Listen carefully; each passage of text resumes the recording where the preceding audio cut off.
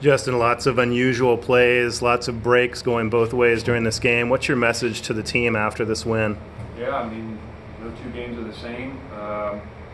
There's some stretches of really good football, and then the obvious inconsistency that we're seeing. So that's what we're trying to remedy. But I'm really proud of them for finding a way to win and coming across the country against a really well-coached team with good players. I thought their front on defense gave us some issues, and then their quarterback, that receiver returner, and the running back were really noticeable for them. So give them credit, but I'm really proud of the way the guys found a way to win. That sideline interference call could have been a real game changer. It was hard to follow what was going on. What happened on it? Me. It's BS by me. I'm usually really aware of that stuff, and I was trying to watch the routes on the other side of the field, and the best way to see them are on the board. And my feet were in the white, but usually get a little grace there. And so and he's not wrong for calling it. It's the first time it's ever happened. It can't ever happen again. So unfortunate, but that's 100% on me. I take full responsibility. I owe the players.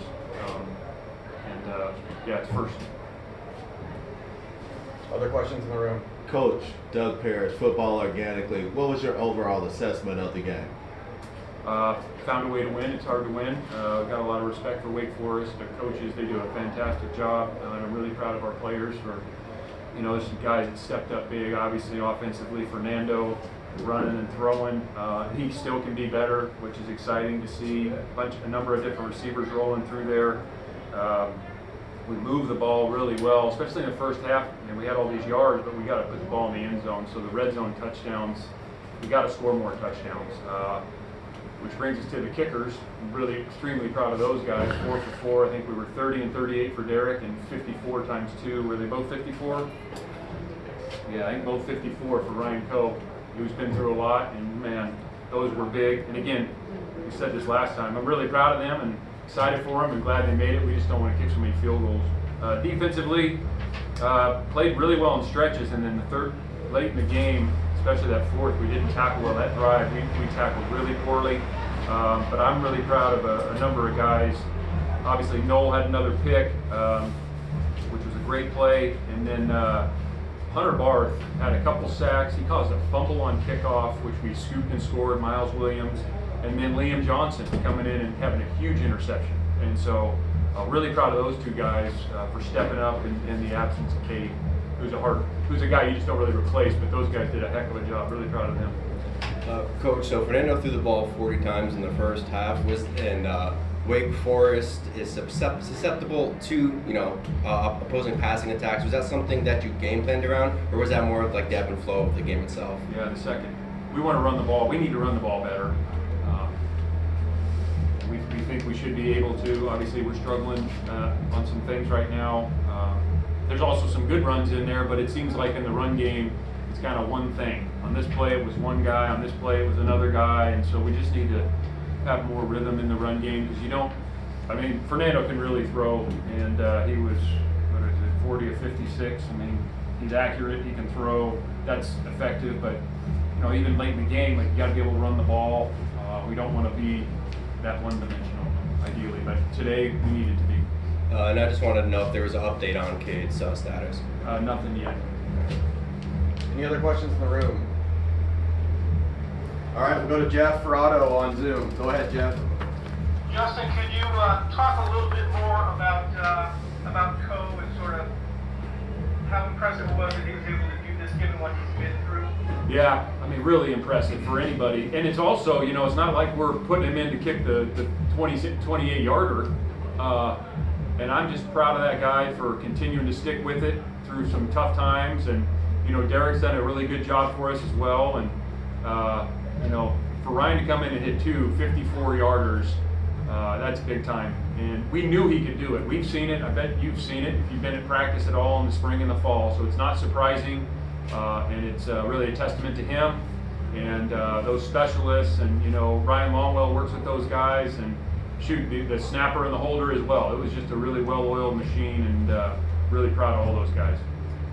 Do you think that maybe some of the pressure was taken off him because all he was doing was kicking the real long ones, which, no one's necessarily expecting about 1,000 of those?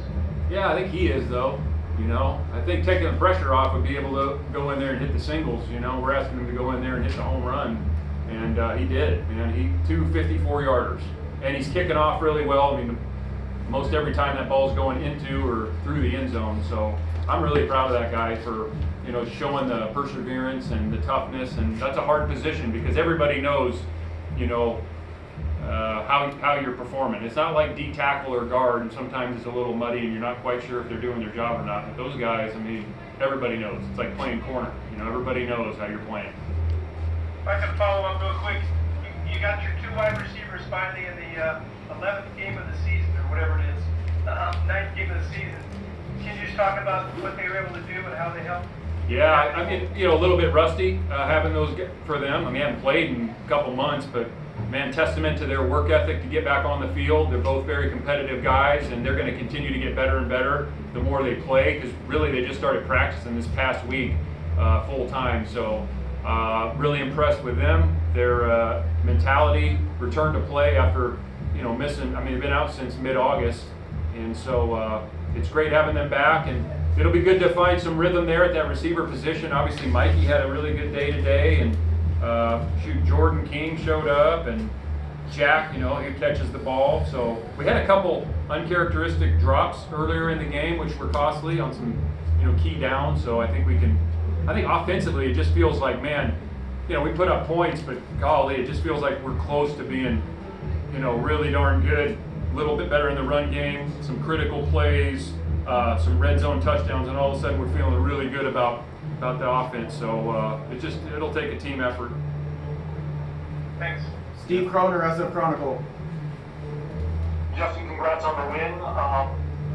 Tuesday in your news conference, we talked about if it's a one score game in the fourth quarter, how do you handle that? How do you react to it? So it's 39-36 and Wake Forest has the momentum.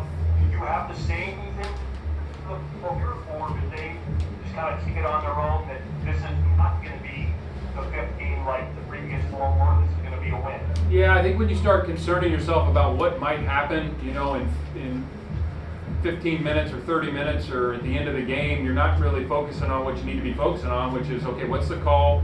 What's my assignment? What's my technique? I'm going to go do that to the best of my ability, because that's going to give us the best chance to get the result we want. So it's really taking the focus off the result of the game and putting it on the right here, right now, not what happened last play or last week or a month ago, and not what might happen in 30 minutes or 40 minutes. It's literally being in the moment. So I'm really proud of the guys for doing that, because there was some ebb and flow there, and they went down and got a touchdown. They got a stop, and we had a 3 and out. We had to punt to them, and then guys made a huge play, and so I'm just proud of them for staying in the moment and competing all the way to the end.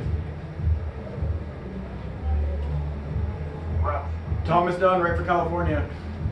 Justin, you mentioned his name earlier, but what steps has Hunter Bart taken from the spot snaps he took last year, both as a special team contributor and now out here as the inside linebacker making plays all over the field? I'd say confidence, trust in his preparation, experience, all those things. I mean, I think it all matters. And like I said before, you know, Cade went down, and it's kind of a team effort there. But Hunter's, boy, in the last month or so, it's just been noticeable. You see him on special teams, how he runs down on kickoff and all the other special teams he plays on, and then he gets in there at linebacker, and he was a factor today, and it just says a lot, because I mean, the guy came here as a safety, you know, probably didn't play as much early on in his career as he would have hoped. He was really good on special teams, and that's usually a great first indicator if a guy might be able to help you on offense or defense. Can he do something on special teams? And he did. And then coming into this year, you know, it's probably not ideal for him, but the reality is there's 2 guys in that room that are really, really, really good players. I mean, elite players. And unfortunately, Cade went down today, but Hunter and Liam were ready to go, and you know, they're a big part of the reason we won. And a quick follow-up. Against NC State, you took a 12-point lead and would like to take an extra point. Today, you had a 12-point lead and it looked like to go for 2. What influenced the change there, and how does that continue going forward? It's all based on, I mean, there's a lot of context to that. There's clock situations, there's the matchup between our offense, their defense, our offense. I mean, it's you know, do we think we can stop them? Do we like the 2-point play? There's just a lot of context. And then there's analytics that'll give you a recommendation. So we take all that in and make a decision. Last question for Coach will be Emmanuel Macedo, Daily Cal. Good evening, Coach. And first time you're above 500 since September. How are you feeling, and how are you gonna, keep the team energized moving to the last push of the season? Well, I think they're energized because we only get so many chances to play. Obviously, came out today energized. I thought Wake Forest was energized as a competitive game. There was a lot of momentum swings. We need to do a better job capturing and sustaining momentum. And I thought there were some key drives in that game where, on either side of the ball, if we could have got I think they had a 4th and 10 late in the game. I mean, we got to find a way. That's in stock we got to get, because boy, you can really change the outcome of the end of the fourth quarter, the second half of the fourth quarter with a stop there. Same thing on offense. Getting one of those first downs that's much needed, or like we keep saying, is put the ball in the end zone as opposed to kick those field goals. And all of a sudden that there's 4 to 12 points spread there between kicking field goals and scoring touchdowns. So I think the guys are going to be energized. They know there's a lot more that can be done, and playing confident, but also the self-awareness to know we can be much better. All right, thanks, Coach.